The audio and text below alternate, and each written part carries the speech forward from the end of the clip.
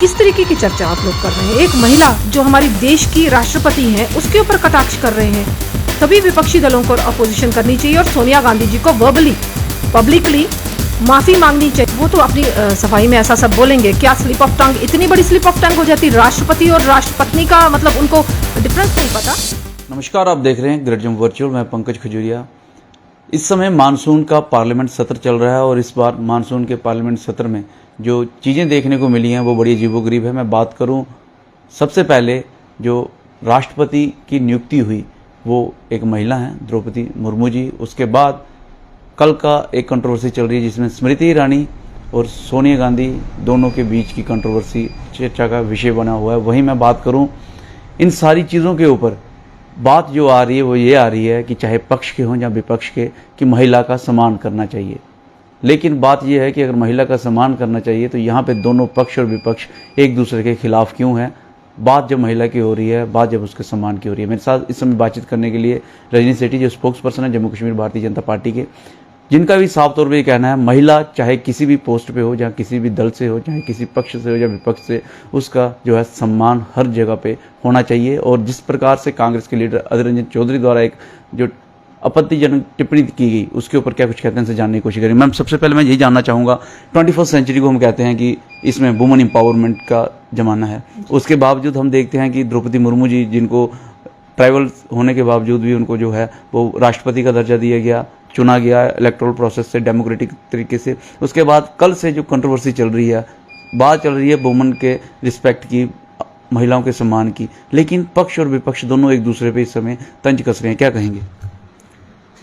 Monsoon सत्र काफी दिनों का चल रहा है और जो कल देखने को मिला कि किस तरीके से एक हमारी महामहिम राष्ट्रपति जी के ऊपर कटाक्ष किया गया, और लगातार पिछले काफी समय से, जब से उनको अनाउंस किया गया कैंडिडेट राष्ट्रपति का, तब से ही अलग अलग विपक्षी दलों ने उनके ऊपर कटाक्ष करने शुरू किए। और हैरानगी की बात यहाँ पर यह आती है कि कांग्रेस की अध्यक्षा खुद एक महिला है, सोनिया गांधी जी खुद एक महिला है, और उन्हीं के पार्टी के एक नेता ने किसी तरीके से हमारी महामहिम के लिए जो गलत शब्द यूज किए वो काफी निंदनीय शब्द हैं। हमारी मंत्री स्मृति ईरानी जी ने उसके ऊपर कटाक्ष किया है कि भाई क्या इस शब्दावली को इस्तेमाल करना चाहिए, क्योंकि महामहिम राष्ट्रपति पूरी देश की राष्ट्रपति हैं, एक उस समाज से आती हैं जिनको कभी भी किसी सरकार ने आगे आने का मौका नहीं दिया, और हमारी पार्टी ने ये मौका दिया उस समाज को आने का। जो हमारी पार्टी ने वादा किया था कि हम जो समाज में आखिरी तबका होगा उसको भी मौका देंगे, तो वो करके दिखाया।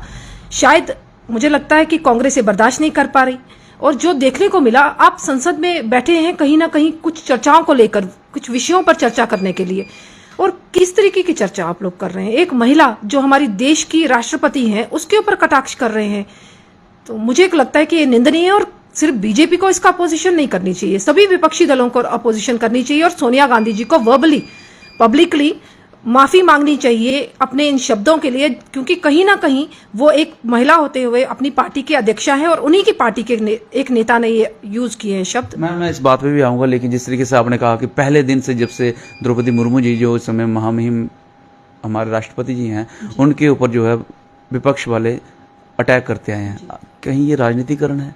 जहाँ जो राजनीतिकरण अगर विपक्ष ने किया तो उसको कैपिटलाइज करने की कोशिश भारतीय जनता पार्टी द्वारा की जा रही है। देखिए, मैं ये बात जरूर कहना चाहूंगी कि एक्चुअली उनके हाथ में जो था कांग्रेस के, वो खोता दिख रहा है उनको ये विश्वास था कि भाई शायद भाजपा ऐसा कैंडिडेट खड़ा करेगी तो विपक्ष को मौका मिलेगा उसके ऊपर खुले तरीके से कटाक्ष करने के लिए, मगर उनका जो मंसूबे थे वो कहीं ना कहीं दराशाही हो गए जब उन्होंने देखा कि एक आदिवासी समाज की महिला। आदिवासी, क्या ये राजनीतिकरण है इसमें कि नहीं है? नहीं, बिल्कुल नहीं, क्योंकि हमारा दीनदयाल उपाध्याय जी के टाइम से हमारा एक संकल्प था अंत्योदय का। अंत्योदय का मतलब समाज के उस वर्ग तक पहुंचना जहां पर कभी कोई पहुंचा ना हो, तो हम उस समाज के उस वर्ग तक पहुंच रहे हैं ताकि हम लोग समाज को बराबरी का दर्जा दे सके। और खासतौर से मोदी जी का एक लक्ष्य रहा है, जब से उन्होंने सरकार बनाई है 2014 से, उनका एक लक्ष्य रहा है महिलाओं को सशक्तिकरण करने का। आपने देखा होगा कि उनकी कैबिनेट में भी काफी मंत्री बनी है, वो सारी महिलाएं हैं, और ये साबित कर दिया उन्होंने राष्ट्रपति बनाकर महिला को, आदरणीय द्रौपदी मुर्मू जी को बनाकर,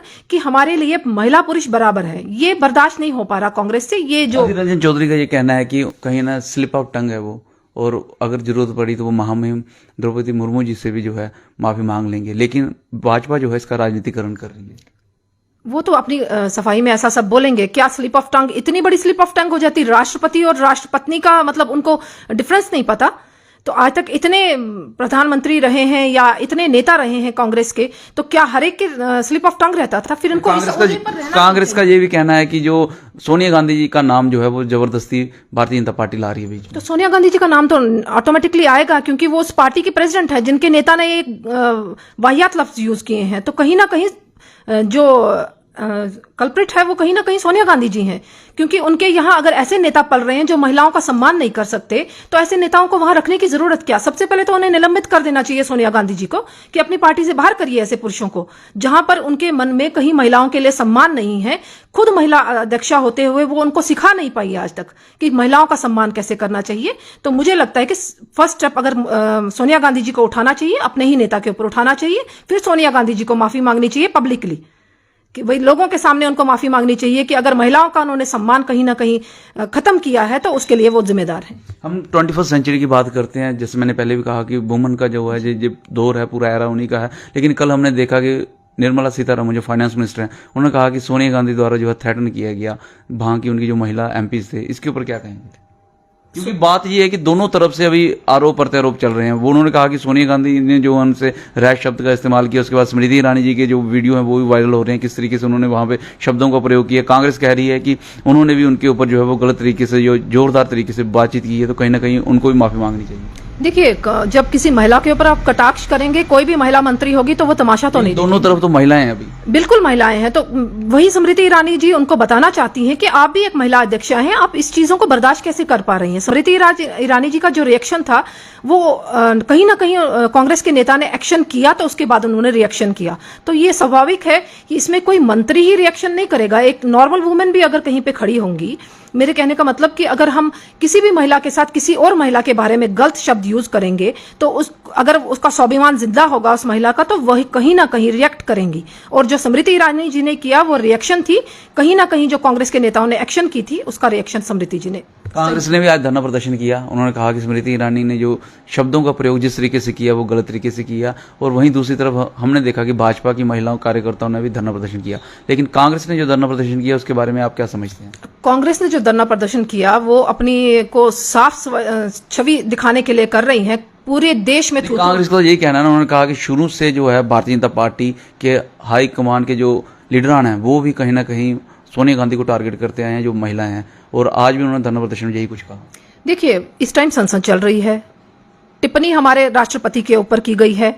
नॉर्मल तरीके से किसी मंत्री के ऊपर की जाए, पहले तो किसी महिला मंत्री के ऊपर भी करना गलत है, मगर अगर संसद में ऐसी कोई अभद्र भाषा का यूज किया गया है उस समय उसका जवाब देना बनता था। मगर जो कल की वारदात है वो दिखाती है कि हमारे महामहिम राष्ट्रपति जी सर्वोच्च पद पर बैठे हुए हैं हमारे देश में। और कांग्रेस का जो इस समय हाल हो चुका है पूरे देश में, हर तबका उनकी थू कर रहा है। मैं सच्चाई बता रही हूं कि कांग्रेस की बेइज्जती हो रही है और अपने आप को साफ छवि शो करने के लिए वो धरना प्रदर्शन कर रहे हैं। बीजेपी का तो लॉजिक है कि वो धरना प्रदर्शन करेंगे। अक्सर बीजेपी हमने देखा पिछले 8 साल में कहते हैं कि धरना प्रदर्शन, धरना जीवी, ये सारी चीजें जो है वो डेमोक्रेसी में नहीं है। नहीं, ऐसा कुछ नहीं है। बीजेपी सरकार में है। देखिए, सरकार में रहने के बाद भी आप धरना प्रदर्शन पे आगे धरने के बाद महिलाओं के लिए कटाक्ष करेंगे तो महिला के तो सामने आएंगी ना।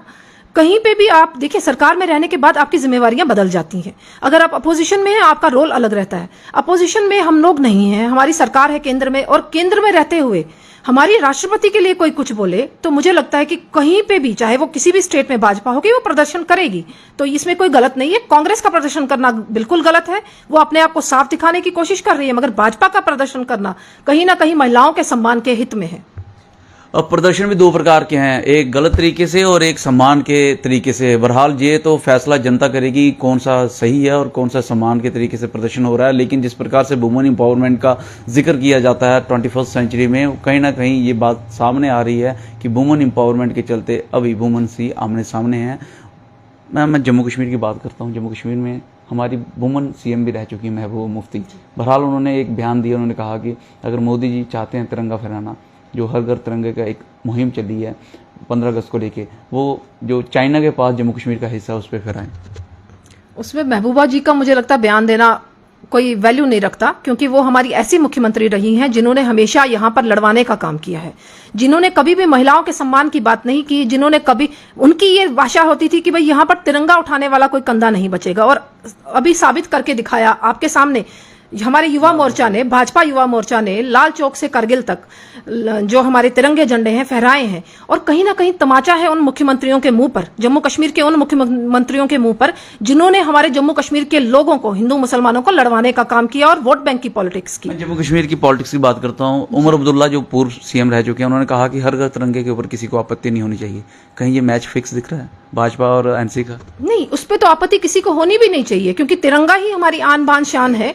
ये मुख्यमंत्री रहे तब भी इनके तिरंगा गाड़ियों पर होता था, तो चाहे बेशक यहाँ का झंडा अलग होता था, मगर तिरंगा तो इनके लिए कंपलसरी था। और ये खाते भारत का है, जितने मुख्यमंत्री रहे हैं वो खाते कहाँ का है? भारत का खाते हैं। तो हमारे भारत की शान क्या है?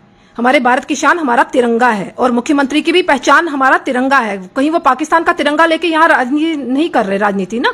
तो जम्मू कश्मीर में तो राजनीति होती है तिरंगों को लेके, जम्मू कश्मीर में राजनीति होती है। हमारी तरफ से नहीं होती गौरव जी, हम पंकज जी, हमारी तरफ से नहीं होती यहाँ पर राजनीति। इनकी तरफ से जरूर रही है, क्योंकि कहीं ना कहीं जम्मू कश्मीर में राजनीति, अगर इन्होंने रोटियां सेकी हैं, राजनीति की है सिर्फ अपने घर भरने के लिए, लोगों की चिंता नहीं की। तो हमारी भाजपा का एक ही मकसद था, तिरंगे को लेकर हम पहले भी वही स्टैंड करते थे। आपको याद होगा, आदरणीय जो हमारे प्रधानमंत्री मोदी जी हैं, उन्होंने भी 92 में कश्मीर में जाके तिरंगा फहराया है।